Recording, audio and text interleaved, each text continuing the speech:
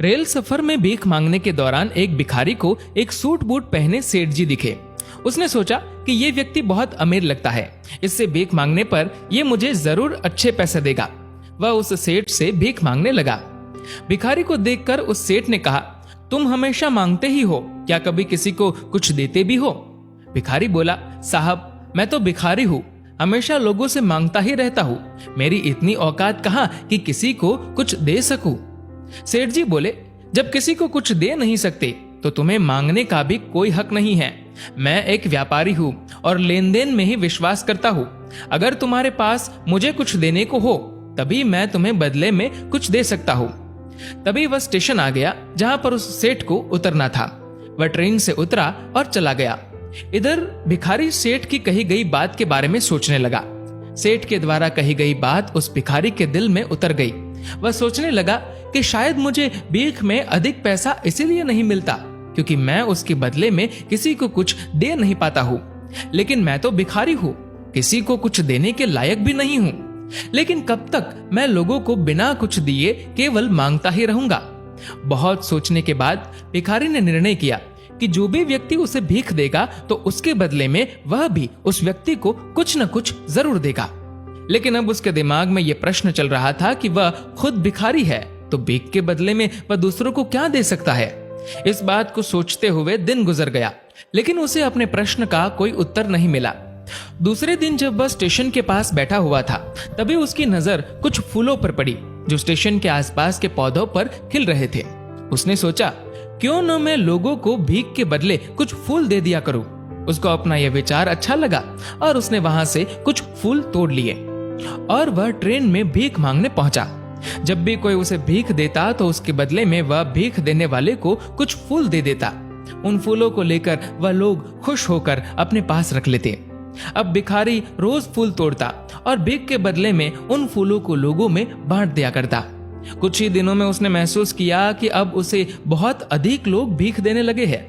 वह स्टेशन के पास के सभी फूलों को तोड़ लाता।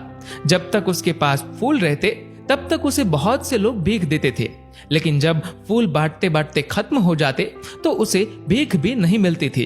अब रोज ऐसा ही चलता रहता था। एक दिन जब वह भीख मांग रहा था तो उसने देखा कि वही सेठ जी ट्रेन में बैठे हैं, जिसकी वजह से उसे भीख के बदले फूल देने की प्रेरणा मिली थी।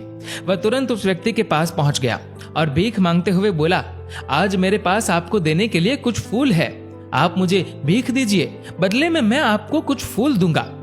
सेठ ने उसे भीख के रूप में कुछ पैसे दे दिए और भिखारी ने कुछ फूल उसे दे दिए। उस सेठ को ये बात बहुत पसंद आई। सेठ जी बोले, वाह क्या बात है, आज तुम भी मेरी तरह एक व्यापारी बन गए हो। इतना कहकर फूल लेकर वह सेठ स्टेशन पर उतर गया।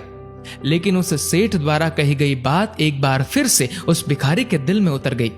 वह बार बार उस सेठ के द्वारा कही गई बात के बारे में सोचने लगा और बहुत खुश होने लगा। उसकी आंखें अब चमकने लगी। उसे लगने लगा कि अब उसके हाथ सफलता की वह चाबी लग गई है जिसके द्वारा वह अपने जीवन को बदल सकता है।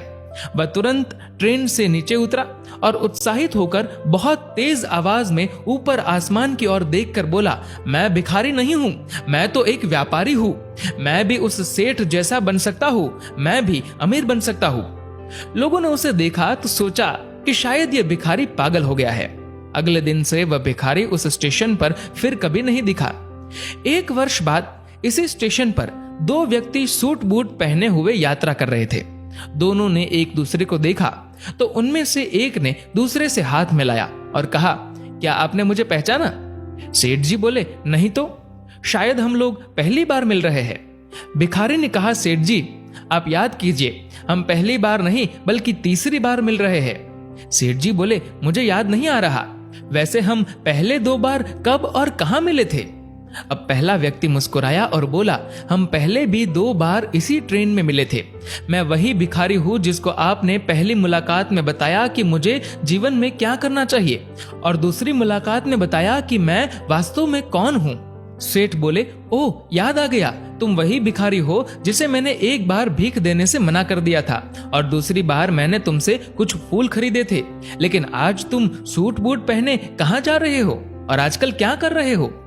सेठ जी मैं वही भिखारी हूँ, लेकिन आज मैं फूलों का एक बहुत बड़ा व्यापारी हूँ और इसी व्यापार के काम से दूसरे शहर जा रहा हूँ। आपने मुझे पहली मुलाकात में प्रकृति का नियम बताया था, जिसके अनुसार हमें तभी कुछ मिलता है जब हम दूसरों को कुछ देते हैं। लेन देन का यह नियम वास्तव में काम करता है।